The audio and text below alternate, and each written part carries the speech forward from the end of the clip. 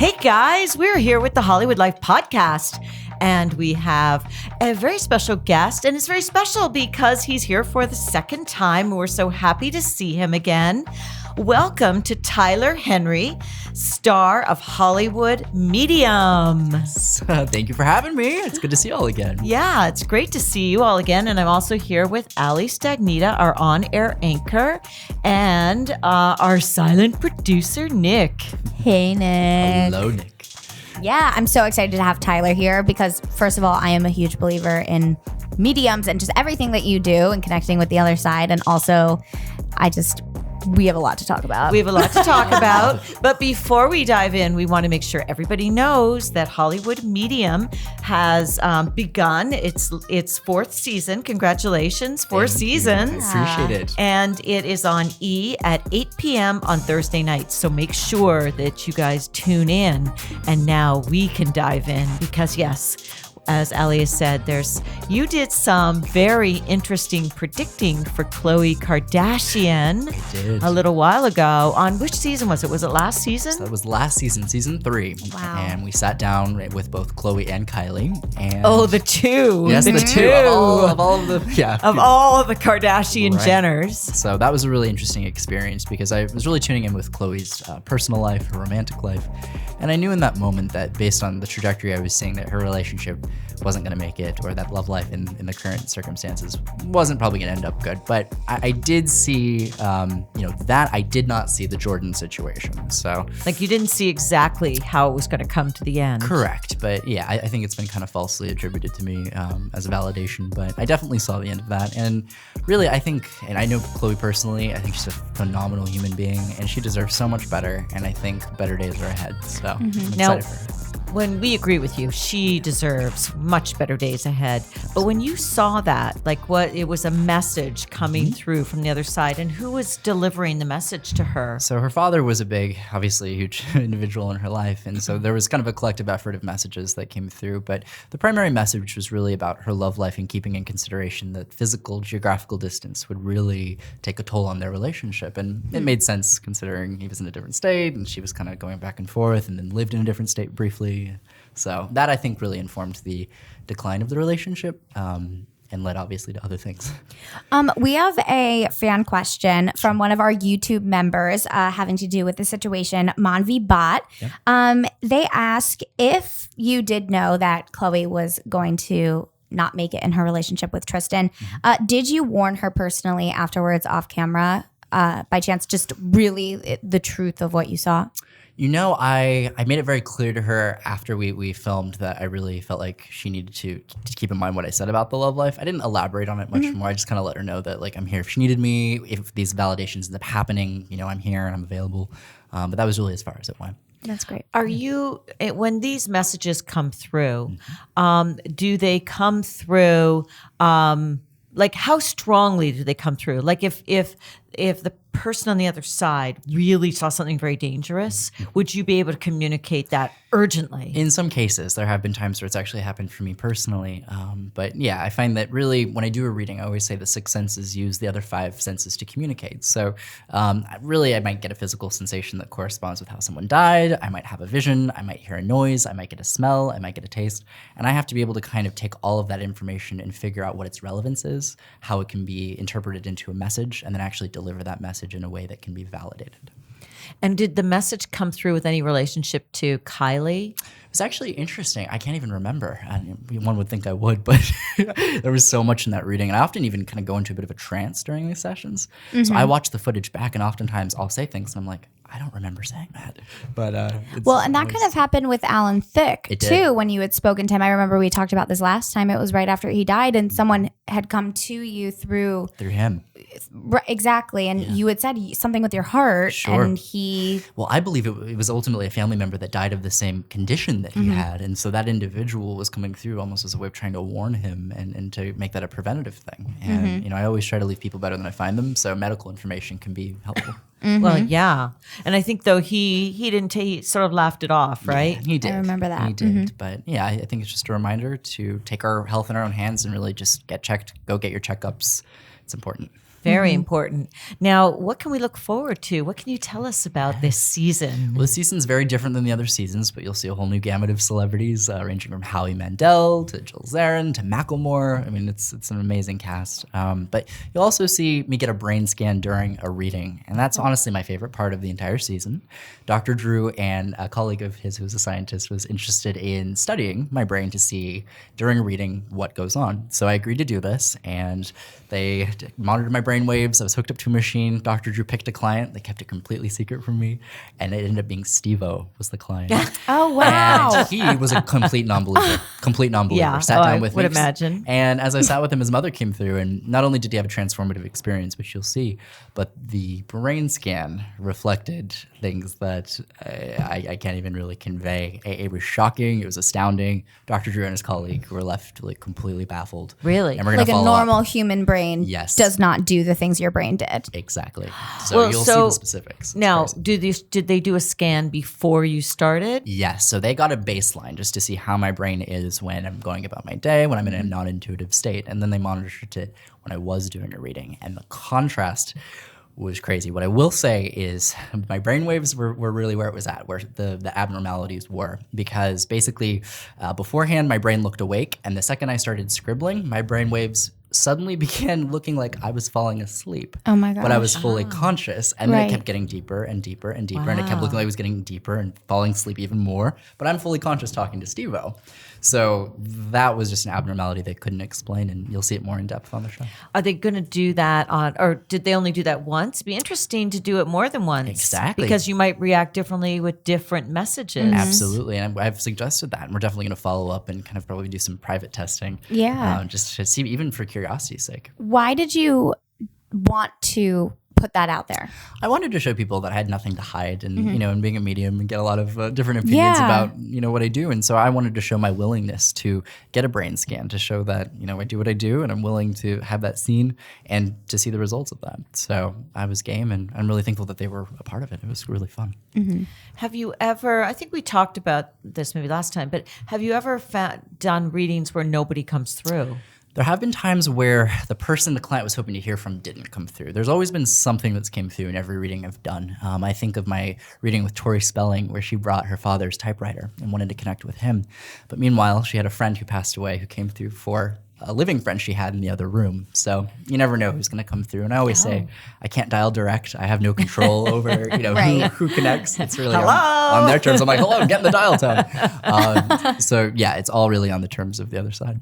What do you think it is? Like, what do you think that world, that other side is that makes spirits available or to know who you, makes them available, number one, but that the right spirits show up for the person that you're talking to. Sure. So I believe when we transition, there's a whole lot of things that happen, and I don't claim to understand the other side or the enormity of some of the biggest questions we have. But what I will say is I believe when we transition, as our consciousness continues, I believe we go into a non-physical state, obviously, where I think we have a greater understanding of the ripple effect that our actions and our inactions had on the world around us. And I think we end up kind of processing our ego, letting things go. I define the ego as any external belief system that we accept about ourselves. So our strongly held opinions, our strongly held beliefs about ourselves, about others. I believe we process all of that when we transition. And so as a result, I believe they learn a lot. They come to a degree of acceptance on some level, but it's really a process. And that's more what I've been given insight into versus like an actual place or like golden gates or like anything like that. So it's been more of a process that I've seen. Since you've been here in the last year, what do you say that you've kind of learned even about your gift in the last year that maybe has changed or developed at all? I think it's really taught me the importance of sticking to my guns and sticking to the information that's coming through. It's very easy as a medium to kind of doubt yourself sometimes. Human beings, we doubt ourselves. So as a medium, you have to really have that conviction and have that trust.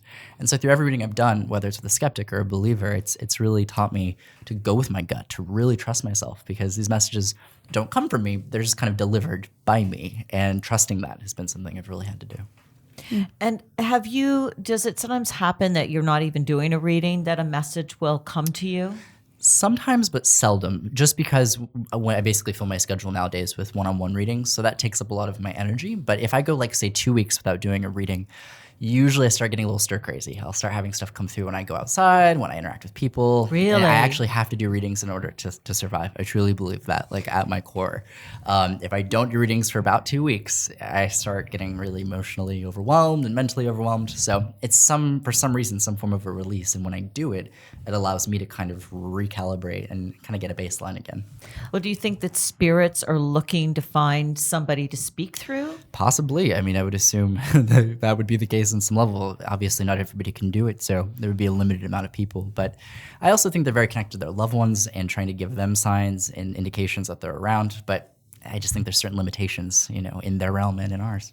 Do they need a human to give a sign? How a lot of people think like the bird flying above me and things like that. Do you think that there needs to be a human outlet? No, I don't think there has to be a human outlet. I think so many signs can come through in so many different ways.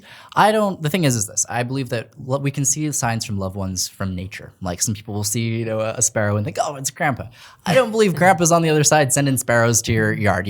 Realistically, I don't think that's the case. What I do think is that they on the other side know when we attribute certain things to them. Mm-hmm. So if you see a sparrow and you're like, oh, that reminds me of grandpa, you might be noticing that sparrow for a reason. So It's not that he's necessarily sending the sparrow. It's more what caused you to look up and see it. That, to me, is more the sign.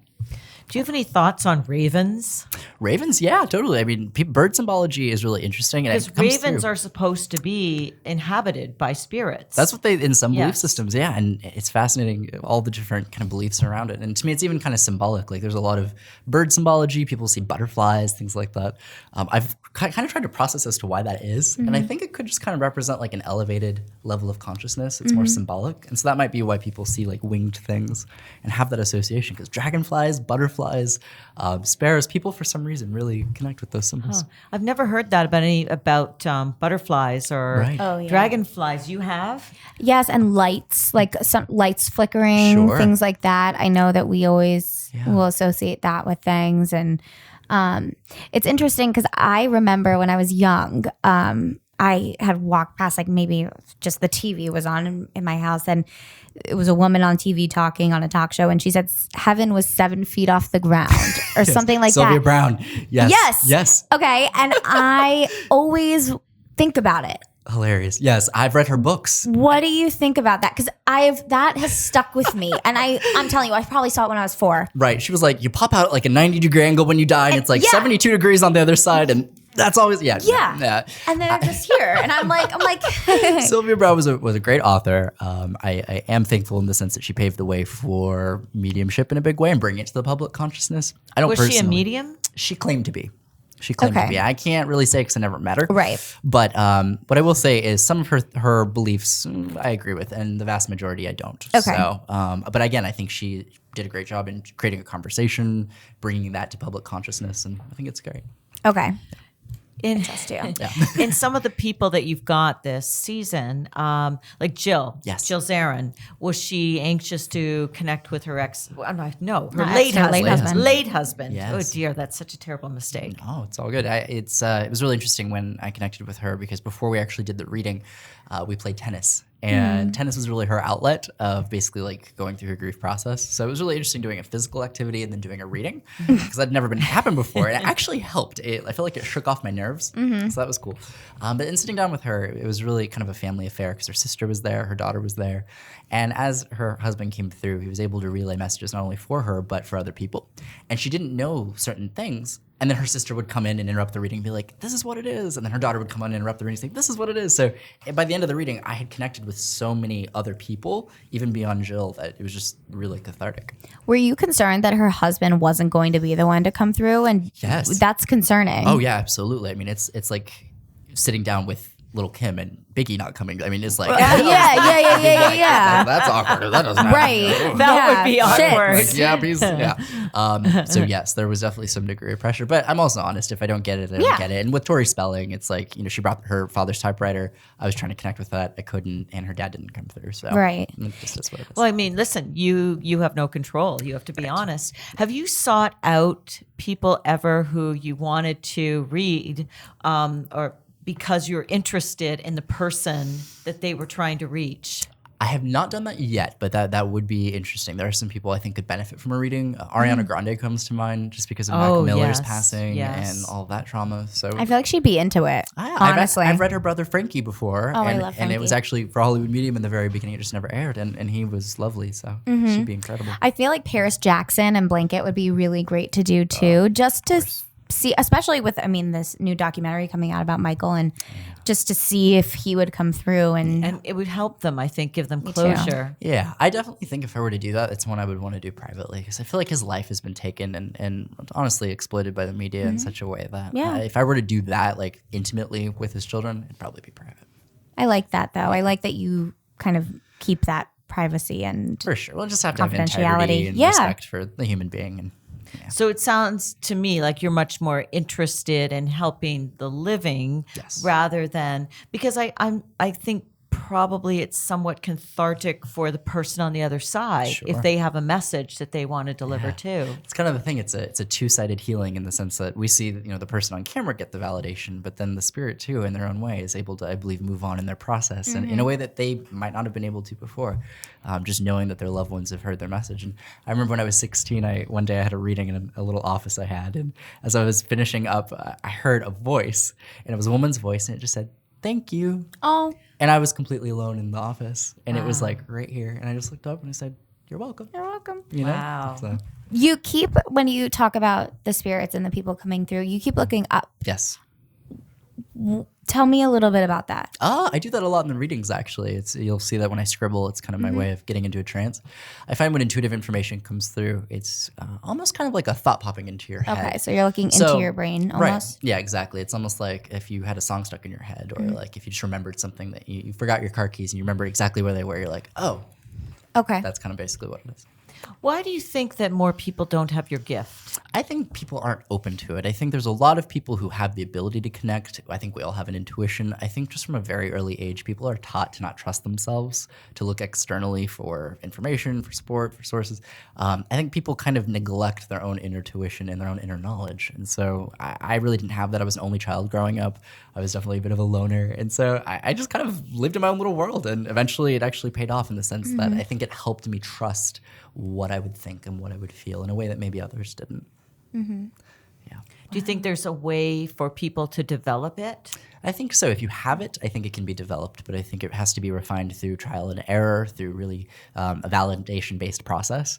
Because to me, really the only way to give a good reading is to provide validation. It has to be specific information, and being able to bring that up repeatedly is really kind of where it's at if you're wanting to develop it, and I think essential to the process. Did anybody else in your family have this gift? Nope, I'm the only one, so that we know of. Right, that you know of. That we know of. It could have been, a great grandpa or grandma, but as far as we know, I'm the only one. And have you met other mediums? I have met other mediums, John Edward, James Van Prague, most of the big ones. I have not met Teresa Caputo. But yeah, they've all been really valuable resources just from a professional perspective and being in the media and knowing how to deal with audiences and live readings. So. Could you feel their gift? Definitely, Do you feel people's gifts? For sure. When people have like a proclivity for it, I can sometimes pick up on it. And in the case of John Edward, his presence was really like a ton of bricks.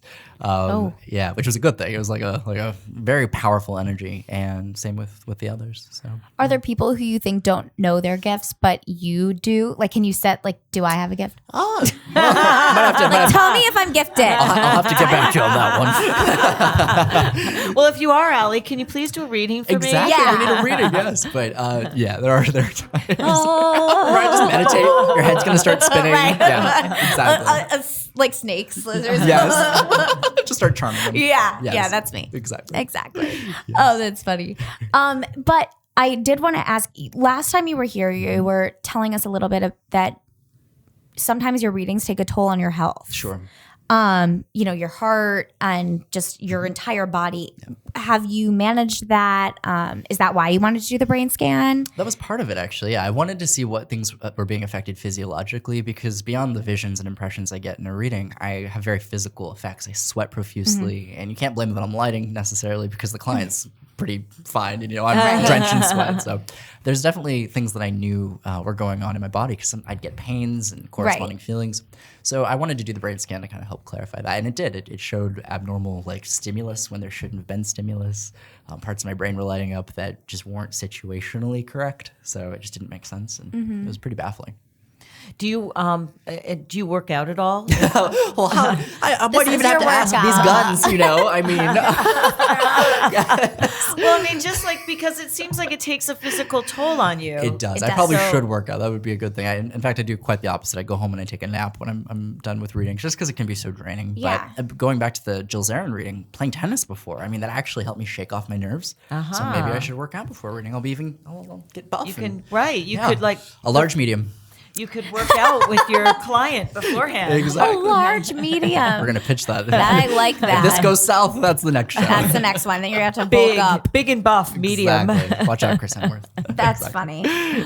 But going off of what Bonnie said about not just working out, but you go take a nap because this just takes it. Because do you feel like you are emoting what these people are telling you? I was actually watching the show last night, and in watching my mannerisms, they're exaggerated. It's really fascinating because I don't think about it when I'm doing the reading, but it really is like an interpreter. When you see someone interpreting sign language on the news or whatever, they're kind of over exaggerating as a way to communicate, and it's actually very similar. I find myself like making really strong facial expressions or like just emoting what's coming through, because one of the biggest challenges of my job is attributing words to feelings, right, and being able to make it make sense. So I kind of try to convey it in any way possible. So it doesn't come through in actual language. Correct. It's really more of a series of symbols and impressions that are quite subtle, but in the right mindset, they can be noticed and delivered. Because I was wondering if you could do a reading for somebody who had spoken a different language. Yes, absolutely. That happens quite commonly. And the beauty of that is that because information comes through visually, symbolically, and kind of conceptually, that transcends language. So people aren't like, hi, my name's Bob and I died of cancer and tell grandma I love her. It's more these feelings and points of reference that I recognize and can kind of draw similarities from. So it's more of an interpretive process. Because like with Alan Thicke, like your heart hurt, yes, right? I had chest pain, my heart was pain. racing, and it was just like an uncomfortable feeling. And then when I delivered it, it minimized. Okay, because that's how you know you're like, I'm not having a heart attack. Exactly, because when I deliver it, then it goes away from me. I've delivered the message, so they have no need to deliver it to me on the other side. Why do you think the spirits on the other side, though, can foretell the future? I think that they have an idea more of the trajectory of the present. I always tell people the future's not set in stone. Good. And I even claim when I do readings, like, look, this isn't guaranteed as far as the future goes. I really liken it to a Frisbee. If you were to throw a Frisbee in the air, you'd have an idea of its trajectory, right? Well, midway through in the air, you can kind of have an idea of probably where that Frisbee's going to land. In the same way that an intuitive person, if they sit with you, they might be able to get an idea of the trajectory of your love life or of your career. Right. There's always a possibility that a gust of wind is going to come out of nowhere and throw that Frisbee off, but it helps at least to kind of have an idea of the current path we're on. So they on the other side, I believe, are inherently connected to us. So they usually have an understanding of what our priorities are, what our trajectories are, and what we're kind of most needing assistance with. Like Tristan Thompson's a shithead. You said it, not me. If that would have came through, that would have been quite the premiere. Yes. Can you imagine? Yeah, we Oh my want gosh. Khloe to be the next Bachelorette. Yes. Oh, she's incredible. Well, you talked to Chris Harrison, didn't you? I did. Yes, yesterday. Yep. that's That was on right. the last night's episode. Last yes. night's episode. And he was so offended I didn't recognize him, but that was really fun. Really? Yeah, it was funny. He really thought I was going to. He was insistent, but I don't watch The Bachelor, so I had no clue. Well, yeah, isn't that one of the things like you don't want to know beforehand Exactly. because you don't want the accusations that you've had time to research Yes. the person. Exactly. Yeah. Yeah. So you don't know who they are. Right. Unless I recognize them and I'm like, oh, it's Rebel Wilson or Right, Sofia Vergara. yeah. But yeah, going into it, I never know who's going to open the door. Do you see, because I know we're probably just asking questions like, oh my gosh, but I'm so interested. Do you see the person that's coming through? Like, oh, they have blonde hair and blue eyes and Often not. I'm glad you asked that question because that clears up a really common misconception that it's like the movie Ghost that we see dead people standing Right. around us. And the reality is when we connect, it's really more of a process of being able to pick up on those subtle impressions and things like that. So yeah, it's very different than how And most actually people like think. seeing a ghost. Right. Like I'm more likely to connect to concepts, Okay. symbols, messages versus like them dedicating the energy to conveying their physicality. They have a limited energy, I believe, so they don't waste time showing me how they looked or like anything along those lines. They convey concepts, ideas, symbols as a way of relating their messages. So you don't think that there are ghosts? I believe in spirits or consciousnesses that may not have fully transitioned into that next state, but I don't believe in ghosts in the traditional sense, like the I'm bumping in the night, and, right. and trapped and stuck and haunting people. I think if there are scary paranormal experiences that people have or ghostly activity, it's really a cry for help. I don't believe that it's usually an evil force or anything demonic. I think if anything, it's usually situations where these consciousnesses may be stuck and they're doing anything to try to bring awareness to the surroundings that they're there and that they need help.